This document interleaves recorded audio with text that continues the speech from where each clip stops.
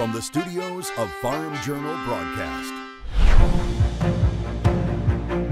This is Ag Day.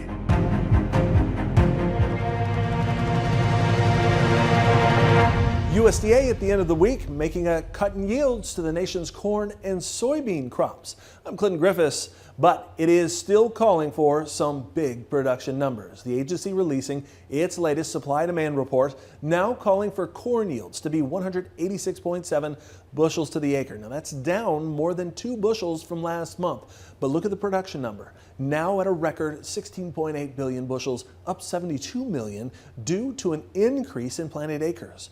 Now for soybeans, it's forecasting a yield of 53.5 bushels to the acre. That's down slightly from last month, with production now expected to be 4.3 billion bushels. That's also up from a month ago. And when it comes to ending stocks, old crop corn is in at 1.3 billion bushels, up slightly from August. Soybeans and wheat unchanged. New crop corn now at 2.1 billion bushels, down a bit from last month. Soybeans up to 300 million and wheat to 844 million bushels. Ag Day's Michelle Rook joins me. And Michelle, the trade expected that cut in corn yield, but not the increase in production.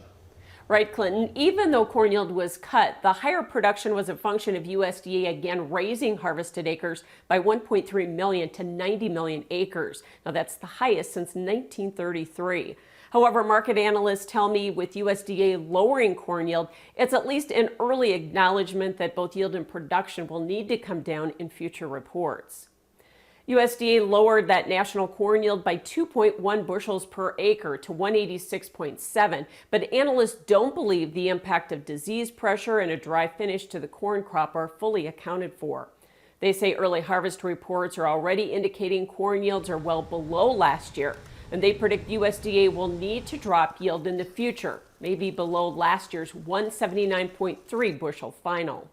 I don't know if we're going to make 175 as a nation. The reason I say that is we've had so much disease, and disease can take a yield from 250 to 180 pretty quick in a field. So if you have enough of that across Iowa, Illinois, and in Nebraska, southern Minnesota, it's really going to hurt, and it's going to be really difficult to keep that average above last year. Soybean yield was shaved by 0.1 bushel to 53.5, but again, analysts say they need to come down in future reports to factor in disease pressure and frost damage in the north.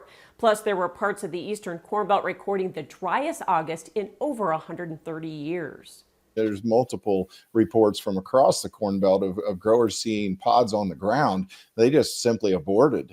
And so where do I see yields going? I think you're going to have to come down 2 to 3 bushels from here. I think that in October, you'll probably get a revision lower, but where you're really going to see damage, which I think Darren alluded to, is these later planted beans. Bennett thinks that could drop the final national soybean yield below last year to around 50 bushels per acre. And Clinton, it may take that big of a yield cut to keep ending stocks on soybeans around 300 million bushels, because analysts say that doesn't fully account for lost export demand to China.